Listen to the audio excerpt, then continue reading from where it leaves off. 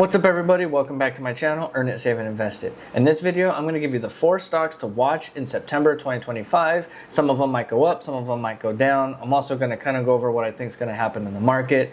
I've been making a few predictions, a few just kind of thoughts and opinions on what I think is going to happen, and it has been playing out a little bit, so I'm going to kind of go over that really quick.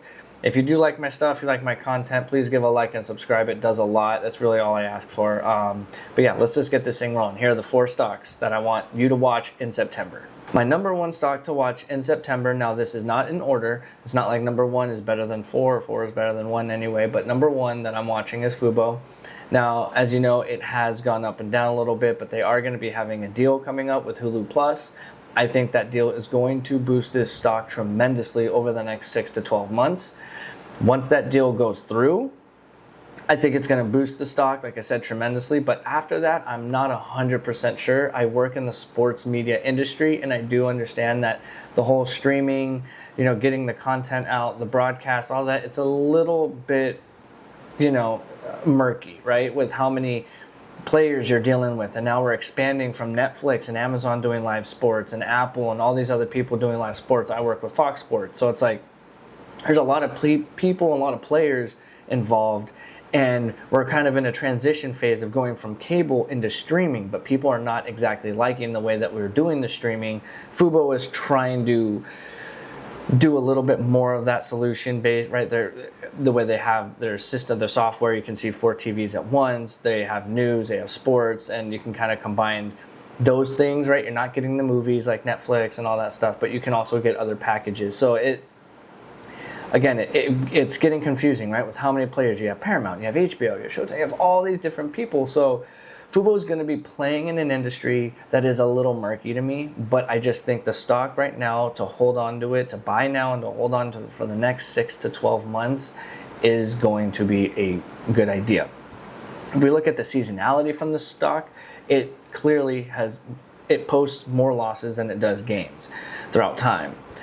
But I think that's going to change now. It's going to go through a tremendous transition period of this deal. All their financials are going to change, how many subscribers they have, right? So things are going to change, I think, all for the positive. Now, again, I think it's going to skyrocket a little bit, and then there will be a plateau fairly quickly. I think then there will start being bigger questions of like, okay, so now that you have this infrastructure, this deal and everything made, now how are you going to continue growing in an industry that is having issues, right? So I think that is where Fubo is going to hit another wall. I think Fubo can reach $20 to $30 eventually over the next 12 to 24 months. And then after that, maybe dip back down to if it's at 30, maybe it goes to 20. If it was at 25 to 20, maybe down to 15. I think it might have a hard time as this industry starts to work itself out. But like I said, they're signaling a Q4 2025 or a Q1 2026 close for that deal.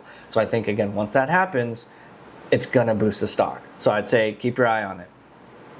The next stock I have is Palantir. As you know, Palantir I've talked about a few times. I'm sure you've heard a lot about it.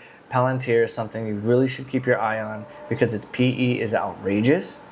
And like Nvidia, it really moved the market. Now, Palantir, I think, is more of a follower in terms of the stock market. I think if the stock market is on its way up, Palantir has a lot of potential and more, opportunity to go up. But if the stock market as a general is going down, Palantir has a lot of potential to go down as well. Whereas in Nvidia was more of like, okay, if Nvidia, this was about like a year and a half, 2 ago, if Nvidia was going up, then the stock market would go up. And if Nvidia was going down, then the stock market would go down. I mean, Nvidia's earnings were so heavily watched. But I think it's going to be interesting because I think Palantir is very highly valued, overvalued. And if the market gets hit the way I think it's going to eventually, I think Palantir is going to have a very hard time. So I'd say just keep an eye on Palantir. I don't say buy any of it, of course not. I think it's way overvalued. Keep your eye on it. As you can see, it had, a big bump up here earlier this year, and then we had a big crash, of course, and it continued to go over the next, 2 months or so. And then it's just been rising back up to new all-time highs, had a big another button. I mean, it looks like a little speed bump, right? Boom, and then it kind of trails down for a little while. Well, we had the speed bump, but it's kind of actually staved out. It's been very consistently. Now, will this do what this did? It kind of, a little consistent line right here, and then it dipped down. Are we going to go through that again? Obviously, just because it happened 6 months ago does not mean it's going to happen again, of course. But I just have a few feelings that this is the bad time for stocks. This is historically a bad time for stocks. So, Palantir, when you look at it, though, September and October have been historically good months for it, right? We only have up from 2021, basically, of data. So it's not like we're working with a lot of numbers here. But still, historically and overall, on an average, the market in general has a hard time in September and October. So I think that it's going to be, I don't see anything boosting the market crazy. I also don't see anything going crazy downward, but it's going to be interest with the Fed rates, right? What are they going to do? And when they make a decision, we could see that maybe the market already priced in the Fed cut, right? So what's going to happen? If we've already priced in everything, when the Fed cuts, market's actually going to go down because they've already priced it in. And why are they cutting it? Now are they going to say, they're going to say, okay, we're cutting the interest rates. Now we're going to start cutting rates. But why? And if what they say scares people, they're going to say, tariffs have had an effect and we think inflation is blah, blah, blah. And people are going to freak out again. There's no guarantee of any of that happening, but I think that is a high possibility of it happening here in September. My number 3 stock to watch, Molina Healthcare. It had a big drop, about 50%.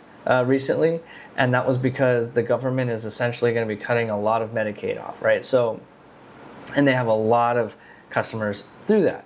But if you look at their PE, it's 9.5, right? It's a very low. Now, again, this is not a company that's a growth company. This is a healthcare company, right? So you're always looking for something that has a lower PE, but and we look at the seasonality, nothing great. Like I said, it's very just flat. It's about 50-50 on most of them. July has better numbers, and then January, a few of those, December is 40%. So they're kind of like middle of the pack, right? And if you look at most of their numbers, if you look at all of their numbers, the biggest drop I see a -16, I see a -20 over there, -19, but then I see the -47% that happened this July. That's pretty crazy. That's their biggest drop that they've had in a month for a full month, right? For that month since 2015. Now, granted, it went up 14.5% in August, but that's not the biggest jump it's ever had. It's gone up 15% before. It's gone up 10, 15, 13, 29%. And then the next month, it went up 7%. Right? In 2018, you see in June, it went up 15%. Then it went up 6%. Then it went up 32%. Then it went up 7%. Right? And that wasn't even after a big crash. The big crash happened in February 2018 for it. It went down -20%. And look at those months after. It just went down 47%. Now, again, I understand that it had to do with something about the business. But their business is okay. It says significant growth potential despite the $880 billion cut to Medicaid. Between 2020 and 2024, a period in which the total enrollment of Medicaid experienced a slight decline, the revenues of Molina Healthcare increased by 109%. The U.S. government expects to cut the Medicaid budget by $880 billion in the following 10 years. Now, again, that's with our current administration. We could have another administration come in and change things, right? And change things around. So, and then saying the life expectancy is 75 years from 1990, and then it was 79 years in 2024. So, people are on these health cares a little bit longer, so you're kind of keeping your customers longer. So, when we go over their financials, they have grown significantly over the last 4 or 5 years, right? They were making $16 to $18 billion a year, and now they're making, in the trailing 12 months, $41 billion, right? So they have increased. You look at, and this is again the times where Medicaid was having, a decline in people going in, right? They're increasing their revenues. the net income that goes to the common shareholders, right? That has declined very little from from December 2024 into the trailing 12 months, but besides that, they have continued to grow. So again, even though it's not a huge growth company, it is a company that is growing. The total assets compared to the total liabilities, they have more assets than they do liabilities, which is always a good thing. Cash from operations, this is the one thing that is a little bit I don't really like. Obviously their cash is changing. When you look at December 2020, almost $2 billion, and now they're only at 500 million, right? So big change. And then we have the net change in cash again. They are positive in the trailing 12 months. December 2024, they were not. So this is just something to look at when it comes to Molina. But I do believe that it has some potential to move up a good 20 to 30% over the next 6 months. And last but not least, my number 4 stock to watch is Hesai Group. I don't know if I'm saying that right. This is a Chinese company, and I know some of you are going to say, I don't want to touch it. I understand. But I was watching this thing right before it boomed. I was watching it around like $4, $4 or $5. And I looked at what they do. This company creates LiDAR for automated cars, right? And I believe 100% in automated vehicles. I live in Los Angeles. I see Google Waymos everywhere, and they use LiDAR. And I think that is the way the Waymos are amazing. The one time I saw a Waymo mess up, it cut in front of me a little bit, and it didn't accelerate the way I was like, okay, you should be going, let's go. And I pulled over, I pulled off to the next to it to turn left, and I looked at it, and it was a human driver. I was like, wow, the one time I had a criticism of Waymo, and it was because it was a human driver. I 100% believe that automated driving is going to be in all of our lives within the next 10 to 20 years. Hesai Group makes LiDAR, just the whole package, right? They're making the LiDAR sensors and all that stuff. And they just did a deal with Toyota. I do believe that this company is going to grow significantly over the next years because, of the way the industry is going to go. Of course, there's a lot of things that they have to, accomplish. But this is how their stock look. They do not have a seasonality on Seeking Alpha. And it's just been a public company since the last year and a half, 2 years. So, as you can see, it had a big dip to drop to start.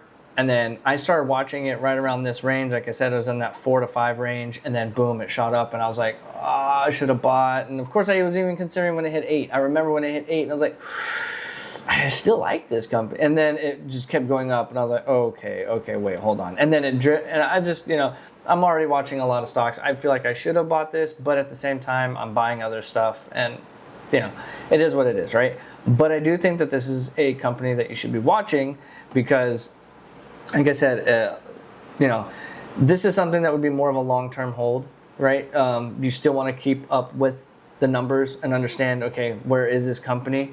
Like Hesai secures a new LiDAR design win from Toyota. So as long as they're continuing to make these, big jumps and leaps and deals with these companies, that's good news. You look at the revenues, they are still small, right? They are still pretty small. And you look at just 5-6 years ago, they were making only 50 million in revenue, and now they're making 347 in revenue. And it's significantly increasing every single year. Their operating income, they are now a profitable company in terms of operating income, right? They were losing money, and now they're making money. Same thing with earnings from continuing operations. They are now into the positive rather than being negative. Those are all good signs of a growing company. And again, net income to the common shareholders, which is always good. Again, being positive. They're in the profits. They are now positive after just in 2021 losing 386 million. Now they made 14 million in profits. So that's amazing, and I like that. Total assets 874 million compared to their liabilities 266. So that's about a 3 to 1. That's also really good. I love that. So, and the net change in cash obviously has just been increasing every single year, gone up and up and up and up. I like this company. I like Hesai Group, HSAI, and I think it's going to be a company that we're going to be hearing a lot about on our cars later. okay, maybe not. You're not going to, we don't know about the airbags. We don't know the company of the airbags and all that stuff, but I do know that they will be in a lot of cars. They're going to be in a lot of cars, and I'm going to just keep my eye on it. But I just, again, this is stocks to watch. This is not the stocks to exactly buy. These are stocks to watch, right? You want to watch this stock, see where it's going to go in terms of their company and industry and all that stuff, and just kind of keep your eye on it, and then maybe start a position, kind of small position, and if they continue to grow and continue to do what they should be doing, we continue to build a position. But yeah, those are the 4 stocks that I have. It was Fubo. And again, this is, remember to watch, not to buy. I think you should be buying Fubo. I think you should be watching Palantir, possibly selling it. Molina, you could be buying it as well. And then Hesai Group, I think you could buy, but watch. I'd say you also want to watch it because it will also be, I think, when there is any kind of correction or anything like that, this will get hit even harder. It's a Chinese company, so people might dump it a little bit quicker, I think. So there might be more opportunity on a dip, but again, you never want to try to time the market. You just want more time in the market. So yeah, thank you for watching. Please give it a like and subscribe if you're even at this point. I'm sure if you are watching this right now, I would hope you've liked and subscribed my stuff, because I can't imagine someone watching all the way here and not liking and subscribing yet. But please go ahead. It helps my channel a lot. I'm just trying to grow, try to give out my opinions on what I see in the market. I'm going to quickly go over actually what I think is going to happen for QQQ. It tracks the NASDAQ, and this is what I had signaled on my last video, and I'm going to keep it here. I'm going to think, this is where I think could possibly happen. I think we're going to go on a little bit of a run here, and it could be a total of about 2% since when I put it right at the beginning of September, for about the next 2 weeks, and then we can have a heavy crash. We could. Doesn't mean we will. We could. Because, again, this is a seasonally rough time, and we've just been on a good boom. We had a little bit of a correction, but it wasn't crazy. You know, like we had this one earlier this year, and then within 126 days, we're back to normal. So do we see something that where we dip under this triangle? Like I said, I'm timing all of these out. I'm marking them all, and it's 112 days on average between these triangles for the last, I think it was like 5 years or so. So, and we are currently at 72. So if we reach this point, we'll be at 84. So I do think, like I said, I think we can still go up. But I do think eventually we're going to have like a little bit of a correction here. I don't know when that is, but yeah. So those are my thoughts and opinions. Thank you for watching, and please never forget to earn it, save it, invest it, buy low, sell high. I want assets, not liabilities, and you can count on compounded interest.